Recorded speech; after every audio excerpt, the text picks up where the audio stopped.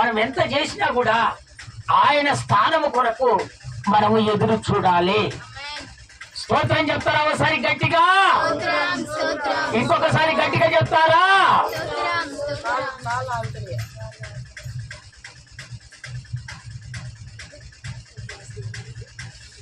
అయితే దేవుని బిడ్డలారా, అక్కడ చెప్తున్నటువంటి మాట, పెదవులతో ఆరాధన చేయొద్దు, శరీర సంబంధముగా ఆరాధన మనం చేయకూడదని దేవుడు అక్కడ సూటిగా మనతో మాట్లాడుతున్నాడు. అదే ఫిలిప్పీయులకు రాసిన పత్రిక 3వ అధ్యాయము 5వ వచనం ఒకసారి చదివి వినిపిస్తారా? ఫిలిప్పీయులకు రాసిన పత్రిక 3వ అధ్యాయము 5వ వచనం. 3వ అధ్యాయము 5వ వచనం, ఫిలిప్పీయులకు రాసిన పత్రిక. 8వ దినమున 8వ దినమున సున్నతి పొంది తిని ఇశ్రాయేలు వంశం వాడునైనా బెన్యామీను గోత్రములకు ఎబ్రీయుల సంతానమైన ఎబ్రీయుడనైన ధర్మశాస్త్ర విషయము పరిసయ్యుడనై ఆసక్తి విషయము సంఘమును హింసించువాడైన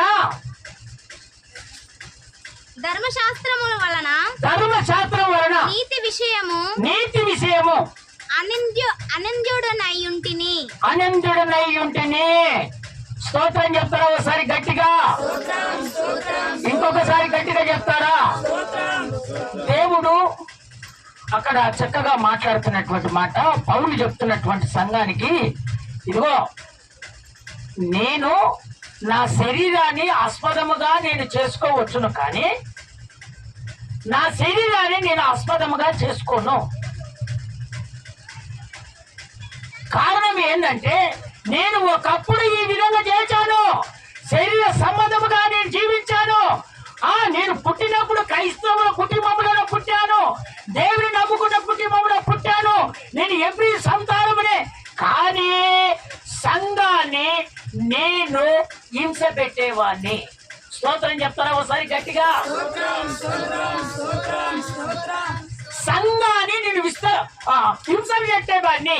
సంఘాన్ని హింస పెట్టేవాడు. ఏ సంఘాన్ని హింస పెట్టేవాడు? ఆత్మ సంఘము కలిగినటువంటి సంఘాన్ని హింస పెట్టేవాడు. శరీర సంబంధంలో సంఘములో జీవించినటువంటి వాడు, శరీర సంబంధం కలిగి జీవించినటువంటి వారికి సత్యం తెలియదు, ఆత్మ సంబంధం తెలియదు. అక్కడ నాకు తెలిసి తెలియక నేను ఒకప్పుడు సంఘాన్ని హింసించేవాడిని, ఈడ్చి కొట్టేవాడిని, అనేకమైన ఇబ్బందులు పెట్టేవాడిని అని చెప్తున్నాడు అక్కడ మాట.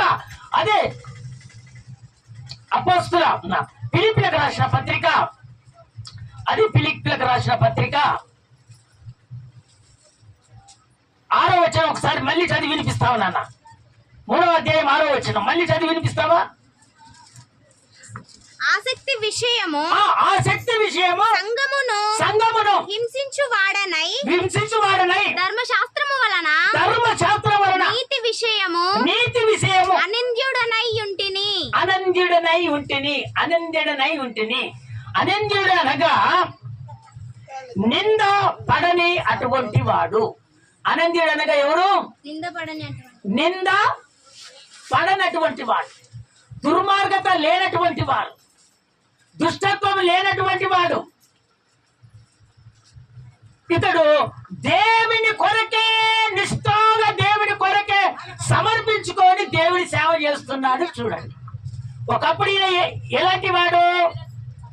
దేవుని సంఘాన్ని హింసించేవాడు, దేవుని బిడ్డలను హింసించేవాడు. కానీ సత్యము తెలియక ఇగో ఈ సత్యమును జీవిస్తున్నటువంటి వాళ్ళందరినీ ఈడ్చుకొట్టేవాడు. ఇప్పుడు మనం ఇక్కడ ఈ సత్యాన్ని ఇక్కడ ప్రకటిస్తున్నాం. చేతులైతే ఒకసారి స్తోత్రాలు చెప్తారా? ఇంకొకసారి గట్టిగా స్తోత్రాలు చెప్తారా? దేవుని బిడ్డలారా, ఇప్పుడు మన సంఘం అంటే, మన సంఘం ఏంది? మన అయ్యగారు అంటే అందరి కోపమే, కానీ బయట కోపం ఉంటే మళ్ళా ప్రార్థన చేయడు, లోపల మాత్రం కుచ్చితమే ఉంటది.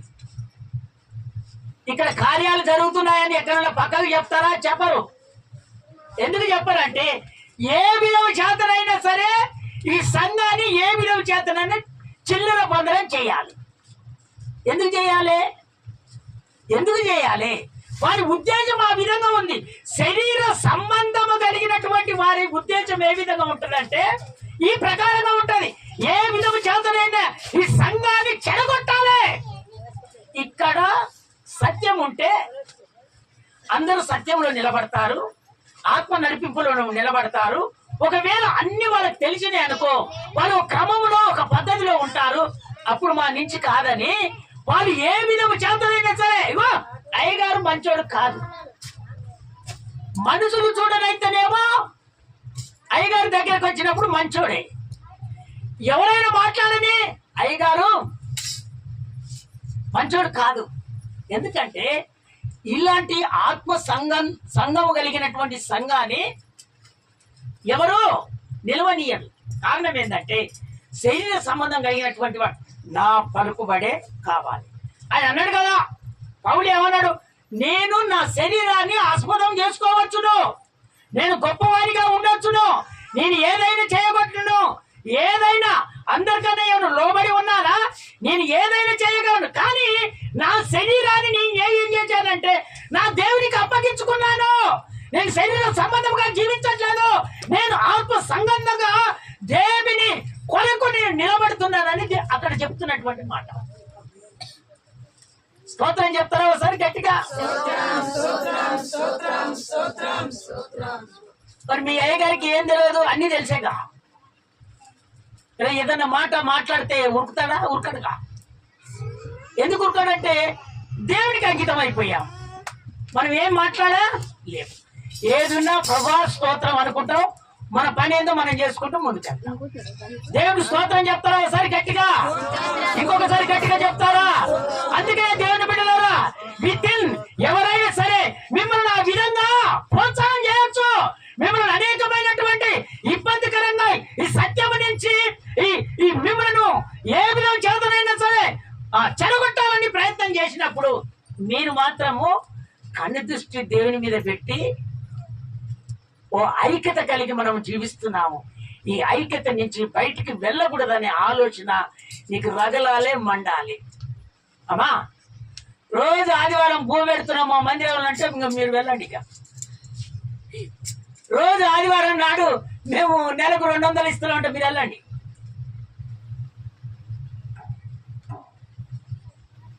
ఇది దేవుడు చెప్తున్న మాటలు. స్తోత్రం చెప్తారా ఒకసారి గట్టిగా? ఇంకొకసారి గట్టిగా చెప్తారా? ఇగో ఈ పౌలు ఏజ్లో ఉన్నప్పుడు చేసినటువంటి పనులు ఇవి. సంఘాన్ని విమర్శించాడు, మనటువంటి దేవుని బిడ్డలు ఈడ్చించి కొట్టాడు. ఈడ్చించి కొట్టినని ఏం చెప్తున్నాడు ఇప్పుడు సంఘానికి? నేను అవసరం అనుకుంటే నా శరీరాన్ని ఏ విధంగానైనా వాడుకోవచ్చు, కానీ ఇప్పుడు నేను వాడుకోను. నేను ఎవరినైనా కొట్టగలను, ఎవరినైనా ఎదిరించగలను, కానీ ఇప్పుడు నేను ఎదిరించలేను. ఎందుకు ఎదిరించలేనంటే నేను నా దేవునితో ఉన్నాను. నేను ప్రభు రాకడ పరంతరం వరకు ఆయన ఒక రోజు నా దగ్గరకు వస్తాడు. ఆయన కొరానికి నేను ఎదురు చూస్తున్నాను. ఆయన దగ్గర నేను కూర్చోవాలని ఆశపడుతున్నాను తప్ప ఈ శరీర సంబంధం కలిగి నేను ఎప్పుడు జీవించట్లేదని అక్కడ చెప్తున్నటువంటి మాట. అందుకనే ఫిలిప్పీ సంఘమా నేను మళ్ళీ మీకు చెప్తున్నాను, ఈ విధమైనటువంటి శరీర సంబంధమైనటువంటి వాళ్ళంతా మీకు లేస్తారు. లేచినంత మాత్రాన మీరు ఒకరికోలు మైనస్ అయ్యి మీ కుటుంబాలను మీరు చెడగొట్టుకోవద్దని అక్కడ చెప్తున్నటువంటి మాట. నేను సున్నతి పొందినోడ్నే, ఎబ్రీ సంతానమోనే, ధర్మశాస్త్రము తెలిసినోడ్ని, కానీ నేను పరిచయుణ్ణి. అది కూడా ఒప్పుకున్నాడు. పరిచయుడు దేవుడు నమ్ముకున్నాడు, కానీ సత్యంలో జీవించే వాళ్ళు కాదు. వాళ్ళు నమ్మకంగా ఉండరు. నమ్మకమైన వాళ్ళమనే నటిస్తారు, కానీ లోపల నమ్మకం ఉండదు, బయట మాత్రమే నమ్మకం. అందుకనే కొన్ని కార్యాలు వాళ్ళకు జరగవు. వాళ్ళు కొన్ని జరుగుతాయి, ఇప్పుడు మనకు జరగని వాళ్ళకు జరుగుతాయి. అంత మాత్రాన నువ్వు చింతించొద్దు. దేవుడు ఏదో ఒక రోజు మనకి చేస్తాడనే ఆశ నీలో ఉండాలని నా దేవుడు కోరుకుంటున్నాను. స్తోత్రం చెప్తారా ఒకసారి గట్టిగా? ఇంకొకసారి గట్టిగా చెప్తారా?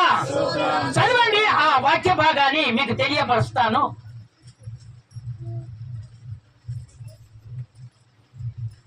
అపొస్తలుల కార్యం 8వ అధ్యాయం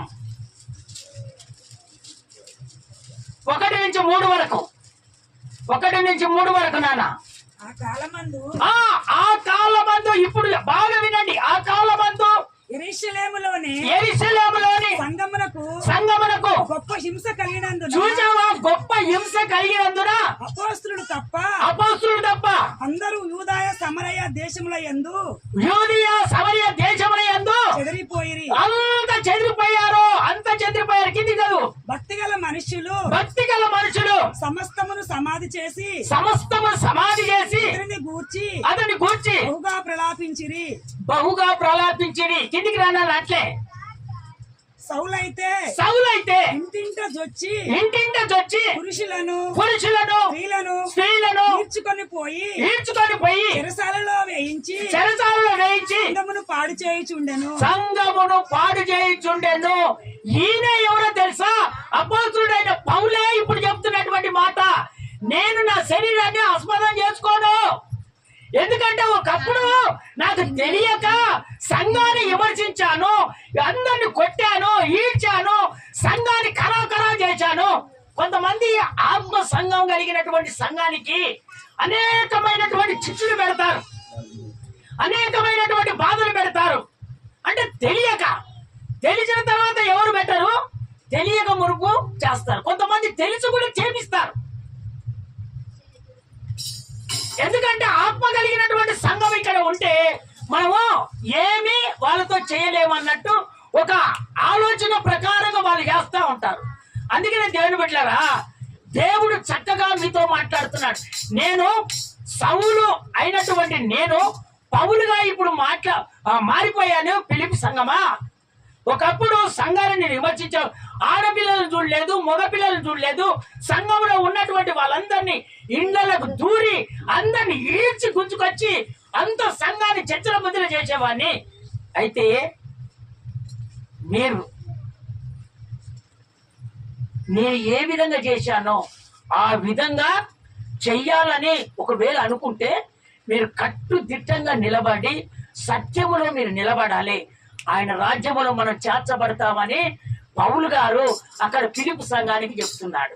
స్తోత్రం చెప్తారా ఒకసారి గట్టిగా? ఇంకొకసారి గట్టిగా చెప్తారా? అందుకనే ఐక్యత చెడిపోకూడదు. ఐక్యత చెడిపోతే నువ్వేమైపోతావు తెలుసా? నిన్ను చిన్న చూపు తీసేసుకుంటాడు.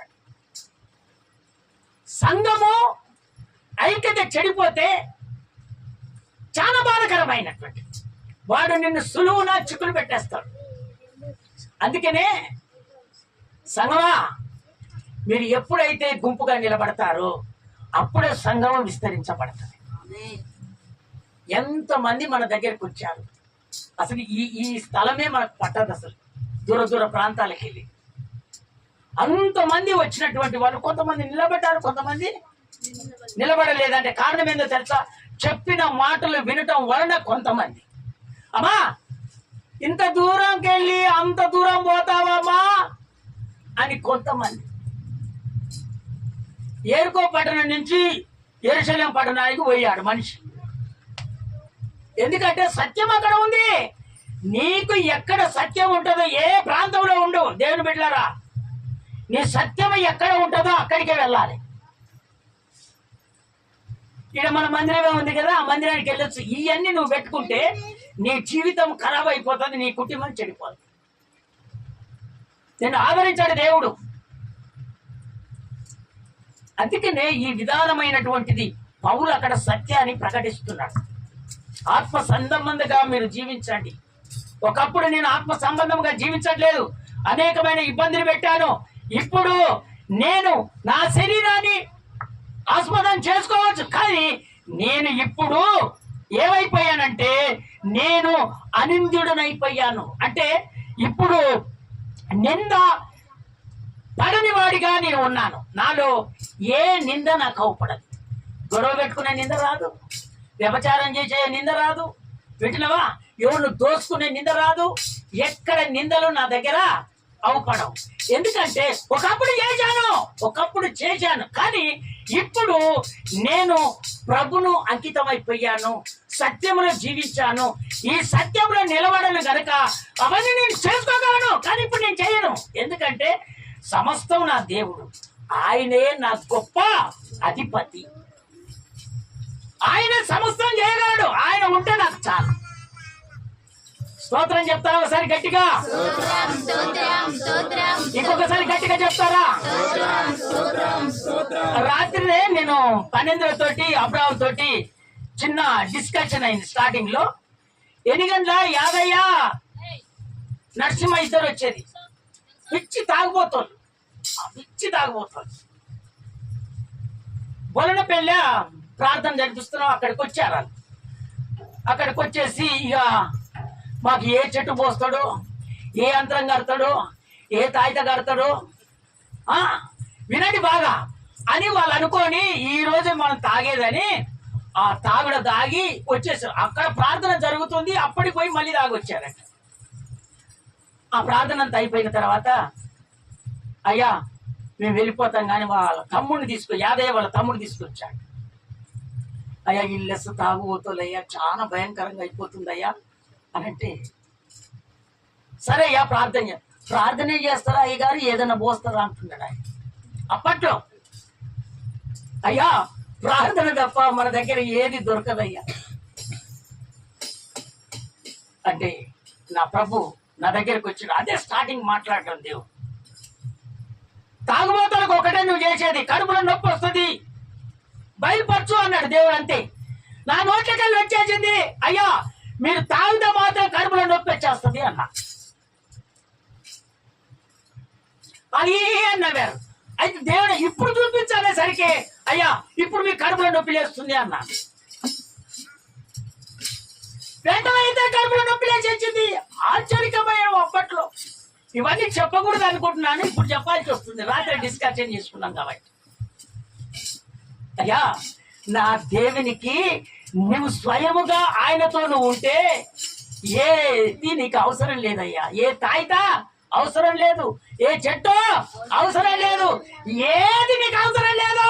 నా దేవుడు ఏదైనా చేయగలడు.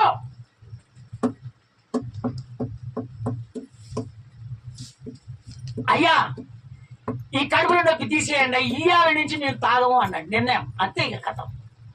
నిజమా అంటే నిజమే. ఏసయ్యా అన్న బంధు అన్నాడు, బంద్ అయిపోయింది. అది చూసి అయ్యా మళ్ళీ ఎప్పుడన్నా వస్తుంది అయ్యా ఇట్లాంటి వస్తుంది. సంతోషంగా బ్రతుకుతున్నారు. చేతులెత్తి స్తోత్రాలు చెప్తారా ఒకసారి గట్టిగా? ఇంకొకసారి గట్టిగా చెప్తారా?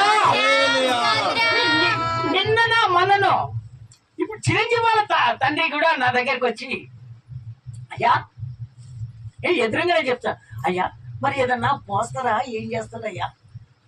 అయ్యా ఏది పోసేది లేదు, ప్రార్థనే చేస్తామా అన్న. చేతులెత్తి స్తోత్రాలు చెప్తారా? స్తోత్రాలు చెప్తారా? ఇక వచ్చాడు, ఆడ కూర్చున్నాడు. చాలా బాధ అనిపించింది. అప్పుడు పోయినప్పుడు విజిటింగ్ పోయినప్పుడు చూశాను, ఆడ కూర్చేసాడు. అప్పటి నుంచి ఏమంటున్నాడు తెలుసా, ఇంకా నేను పోయి రావాలి, తాగాలి, నేను పోయి రా, ఇప్పుడు ఒకసారి పోయిస్తాను. దేవుడు నాకు ప్రేమ కలగజేస్తున్నాడు, ప్రార్థన చేయాలి.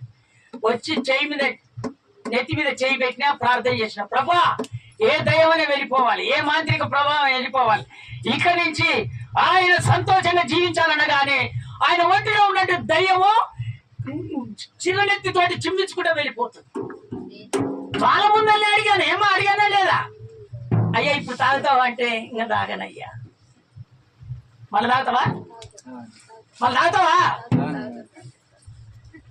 చేతులెత్తి స్తోత్రాలు చెప్తారా? ఇది సత్యమమ్మా, ఇది సత్యము. ఈ సత్యానికి అడ్డంకపరుస్తారు.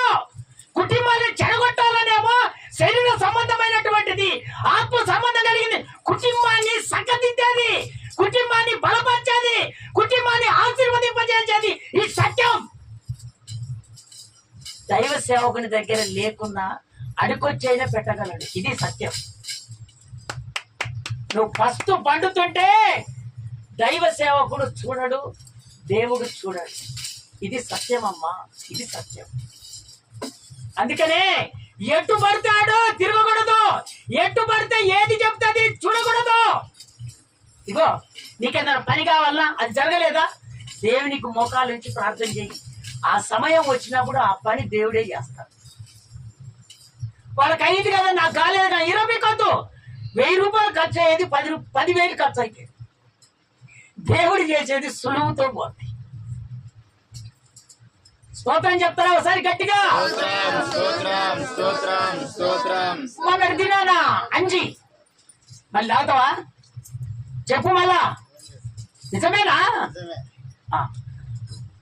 మొన్నటి దినాన ఇంటికి పోయాను, పాపము నీలమ్మేది అక్కడ ఉంది. నీలమ్మ చాలా బాధపడేది, ఏడ్చింది బాగా. పాపం అయ్యా నా కొడుకుని ఎవరు చూస్తారు, భార్య వెళ్ళిపోయింది అయ్యా, చాలా బాధ అనిపిస్తుంది అయ్యా అని అంటే, నాకు దేవుడికి ప్రేరేపణ కలగజేస్తున్నాడు ప్రార్థన చేయాలని. ఇక సమయం ఇక జరగట్లేదు. ఇక లోపలికి వెళ్ళాను, ఏసు రక్తం తెప్పించింది, ప్రార్థన చేశాను. అట్ట ఎత్తి మీద చేయి పెట్టి ఇక ప్రార్థన చేశాను. ప్రభా, ఈ కుమారుని నేను శనివారం రోజు మందిరంలో చూడాలంతే అన్నారు. ఈ బా కల దీర బల బల. అదే చెప్పాను, ఏం చెప్పాను? ఇక అదే చెప్పాను, ఏం చెప్పాను? వెంటనే తల్లిని ప్రయాణం చేసుకొని నిన్నటి దినాన దేవుడి మందిరానికి వచ్చాడు. ఇదమ్మా భక్తి. భక్తి ఇది, భక్తి ఇది, ఇది భక్తి. కుటుంబాన్ని చెడగొట్టడం కానీ కుటుంబాన్ని కట్టేది సత్యమైనటువంటి భక్తి.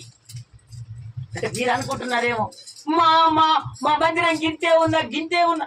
మీరు ఎప్పుడు అనుకోవద్దు తల్లారా, నీ మందిరమే గొప్ప మందిరముగా దేవుడు కట్టిస్తాడు. నువ్వు విశ్వసించు, నువ్వు విశ్వసించు, విశ్వసించు. ఏదో ఒక రోజు కాదు, ఏదో ఒక రోజు కాదు, ఎప్పుడో మాత్రం కడతాడు.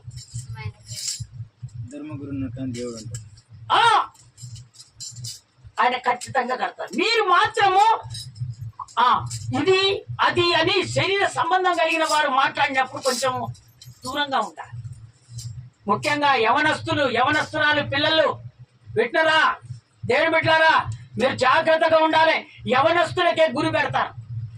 మనం పాడు వేసిన సంఘానంతా యవనస్తురాలనే గురి పెట్టేది, యవనస్తురాల మీదనే గురి పెడతారు. వాళ్ళని గురి పెట్టుకుంటే కుటుంబము మా వైపుకి తిప్పుకోవచ్చు. వాడు కోరుకునే ఆ ప్లాన్, వాడు చేసే ప్లాన్ అది. అందుకనే దేవుని బిడ్డలారా, మీరు జాగ్రత్తగా దేవుని వాక్యం వింటున్నటువంటి మీరు ఈ వాక్యానుసారంగా మీరు జీవించాలని నా దేవుడు కోరుకుంటున్నాడు. పౌలు గారు అనేకమైనటువంటి సంఘాన్ని హింసించి లాస్ట్కి వచ్చేసి తన శరీరాన్ని పెళ్లి లేదు గానికో సమర్పణ ఇక దేవునికి అంకితం అయిపోయాడు. అంతకన్నా గొప్ప దేవుడు ఇంకెక్కడున్నాడని. చదవండి ఆ మాట చదవండి. అదే అపోస్తల కార్యము 9వ అధ్యాయము 13, 14 చదివి వినిపియండి అమ్మా, ముగించుకుందాం. అందుకు అననీయ ప్రభువా ఈ మనుష్యుడు యెరూషలేములో పరిశుద్ధులకు ఎంతో కీడు చేయుచున్నాడని అతని గూర్చి అనేకుల వలన వింటిని ఇక్కడను ఈ నామమును బట్టి ప్రార్థన చేయు వారినందరినీ బంధించుటకు అతడు ప్రధాన యాజకుల దగ్గరికి అధికారం పొంది ఉన్నాడని ఉత్తరం ఇచ్చాను. యేసు ప్రభువు చెప్తున్నాడు. ఆ 3వ వచనం చదువు అమ్మా. 3వ వచనము. అతడు ప్రయాణము చేయుచు దమస్కు దగ్గరకు వచ్చి వచ్చినప్పుడు అకస్మాత్తుగా ఆకాశము నుండి ఒక వెలుగు అతని చుట్టూ ప్రకాశించెను. కిందికి రా, ఒక్క మాట చదువు. అప్పుడు అతడు నేల మీద పడి సౌలా నీవేళ నన్ను హింసించుచున్నావని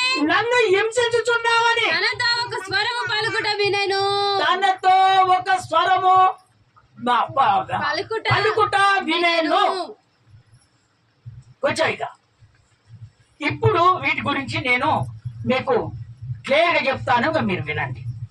దేవుని బిడ్డలారా, సంఘాన్ని విమర్శిస్తున్నప్పుడు ప్రధాన యాజకుని దగ్గరికి పోయి దమస్కులో ఉన్నటువంటి వాళ్ళందరినీ, దేవుని నమ్ముకున్నటువంటి బిడ్డలందరినీ, సత్యమును జీవిస్తున్నటువంటి బిడ్డలందరినీ ఎక్కడ యెరూషలేము ప్రాంతానికి తీసుకుపోవాలి. ఇక్కడ వీళ్ళు ఉండటానికి లేదు. ఇక్కడ వీళ్ళుంటే పెత్తనదరం అయిపోద్ది, ఇబ్బందికరం అయిపోద్ది. వీళ్ళని ఏ విధంగా చేతనైనా సరే యెరూషలేము ప్రాంతానికి తీసుకెళ్ళాలి. నువ్వు ఇస్తావా అని తాయితాలు ఇస్తావు. ప్రధాన యాజకుని దగ్గరికి పోయి తాయితాలు తీసుకుని నా బిడ్డల మొర నా దేవుడు విన్నాడు. వాళ్ళు కన్నీరు కాల్చి ప్రార్థన చేస్తున్నప్పుడు దేవుడే స్వయముగా దిగి వచ్చి, సౌలా సౌలా నన్ను ఎందుకు నువ్వు విమర్శిస్తున్నావో అన్నాడు. అంతే. ఇక ఎందుకు ప్రత్యక్షమై, అయ్యా మీరు ఎవడు? నీవు విమర్శిస్తున్నటువంటి దేవుడను నేనే.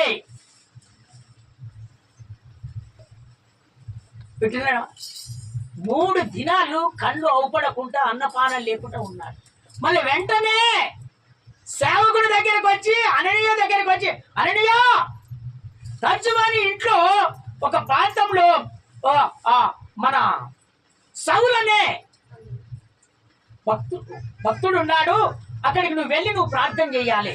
సౌలు అనగానే ఆయన కోపం వచ్చేసింది. ఏమొచ్చేసింది? అయ్యా అతడు సంఘాన్ని పాడు చేసేవాడు. అయ్యా నీ నామంలో ఎంతమంది ప్రార్థన చేస్తున్నారు, వాళ్ళందరినీ ఈడ్చుకొచ్చారయ్యా.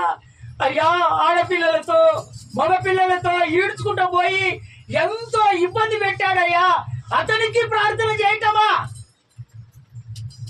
అంటే దేవుడు ఏమన్నాడు తెలుసా? ఆ మాట చదువు నాన్న. 9వ అధ్యాయం 15వ వచనం చదువు ఒకసారి. 15వ అధ్యాయం చదువు. అందుకు ప్రభు దేవుడు చెప్తున్నాడు, అందుకు ప్రభు నువ్వు వెళ్ళు అన్న జనుల ఎదుటను రాజుల ఎదుటను ఇశ్రాయేలుల ఎదుటను నా నామము భరించుటకు ఇతడు నా నామము కొరకు ఎన్ని శ్రమలను అనుభవింపవలెనో నేను ఇతనికి చూపుదునని అతనితో చెప్పాడు. ఎవరు చెప్పారు? దేవుడు చెప్పాడు. కిందకి ఆ మాట చదివిగా ముగించేస్తా.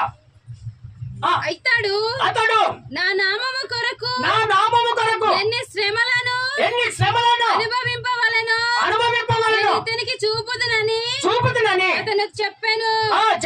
అననీయ వెళ్ళి ఈ ఇంట ప్రవేశించి అతని మీద చేతులుంచి సౌలా సహోదరుడా నీవు వచ్చిన మార్గములో నీకు కనబడిన ప్రభువైన యేసు నువ్వు దృష్టి పొంది పరిశుద్ధాత్మతో నింపబడినట్లు నన్ను పంపి ఉన్నాడని చెప్పాను. స్తోత్రం చెప్తారా? ఒకసారి గట్టిగా, ఇంకొకసారి గట్టిగా చెప్తారా? దేవుని బిడ్డలారా, మీరు అనుకుంటారు నేను ప్రార్థన చేసుకుంటానని కన్నీరు గాల్చి, కానీ నా ప్రార్థన ఏమైపోయిందో అని మీరు అనుకుంటారు. అక్కడ అననీయ ప్రార్థన చేస్తుంటే దేవుడు దర్శనములో అననీయ దగ్గరికి వెళ్ళాడు. అననీయ వాళ్ళని వీధికి వెళ్ళి తర్జువాడైనటువంటి సౌలు అక్కడ ఉన్నాడు, అక్కడికి వెళ్ళి నువ్వు ప్రార్థన చేయి అనగానే, అయ్యా నీ నామములో మేము ప్రార్థన చేస్తున్నాం, నీ బిడ్డలందరినీ ఎంతో ఇబ్బంది పెట్టాడా?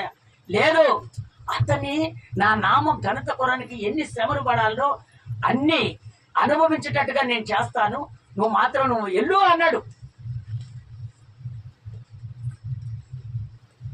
వెంటనే ఆయన అక్కడికి వెళ్ళి ఆయనకు ప్రార్థన చేసి, అయ్యా నిన్ను దర్శించిందే ఆయన దేవుడయ్యా, ఆయనే నజరేయుడైన యేసు, ఆయనే పరిశుద్ధాత్మ దేవుడు, ఆయనే సత్యములో నడిపించే దేవుడు, ఆయన నీకు చూపునిస్తున్నాడు, ఇక ఆహారం తింటావు, నువ్వు సంతోషంగా ఉంటావు అన్నాడు. అంతే. అనగానే అయ్యా నాకు బాప్తిసం కూడా ఇవ్వు అన్నాడు. వెంటనే పోయి బాప్తిసం తీసుకొని ఈ సౌలు పేరు తీసేసి ఈయనకి ఏం పేరు పెట్టాడు తెలుసా? పౌలు పేరు పెట్టారు. స్తోత్రం చెప్తారా ఒకసారి గట్టిగా, ఇంకొకసారి గట్టిగా చెప్తారా? అందుకనే దేవుని బిడ్డారా, మనం సత్యములో నిలబడాలి. ఎన్ని పోరాటాలు లేస్తాయి దేవుని బిడ్డారా. మీరు పెద్ద పెద్ద దైవ సేవకుల వాక్యాలు వినొచ్చు, వింటున్నారా? ఆ వాక్యాన్ని విని అనుసారంగా నడుచుకోండి, కానీ సంఘాన్ని చీల్చివేయటము పద్ధతి చేయకూడదు. ఎందుకు చేయకూడదు అంటే వాళ్ళు కూడా ఈ విధంగా సంఘాన్ని కట్టినటువంటి వాళ్ళు. నువ్వు చెడగొట్టినంత మాత్రాన సంఘం చెడిపోదు, కాకపోతే ఇంకా కొంచెం లేట్ అవుతుంది. స్తోత్రం చెప్తారా ఒకసారి గట్టిగా? సంఘం అడిగిపోదు, కాస్త కొంచెం లేట్ అవుతుంది అంతే. ఆ లేట్ ఎందుకో, ఇప్పుడు దైవ సేవకులకు ఇంకొక పరిశుద్ధత కలిగి ఇంకా జీవించటానికి, ఇంకా కన్నీరు కార్చడానికి, ఇంకా సంఘం కొరకు ప్రార్థన చేయడానికి, ఇంకా నూతన ఆత్మలు రావాలి ప్రభు అని ప్రార్థన చేయటానికే ఇదంతా జరిగేదే. మీరేమనుకుంటారు? కొంతమంది సంఘాన్ని చెడగొడుతూనే మంచిది అని మీరు అనుకుంటారు, కానీ దైవ సేవకులకు ఆలోచన ఇచ్చేది ఏందో తెలుసా? దేవుడు ఇంకా పరిపూర్ణంగా పరిశుద్ధత కలిగి అనేకుల కొరకు తన రక్తాన్ని చిందించినటువంటి యేసయ్య గురించి ఇంకా ప్రకటించాలని దేవుడు కోరుకుంటున్నారు దేవుని పిల్లలు. అందుకనే ఇలాంటివన్నీ మనం చేయకుండా మనం ఆత్మ నడిపింపులు జీవించి ఆయన రాజ్యములో మనం చేర్చబడేటట్టుగా అందరం నిలుమొక్కల మీద ఉండి ఇప్పుడు తీర్మానం చేసుకుందాం. అందరం నిలుమొక్కల మీద ఉందాం, అందరం నిలుమొక్కల మీద ఉందాం, అందరం నిలుమొక్కల మీద ఉందాం.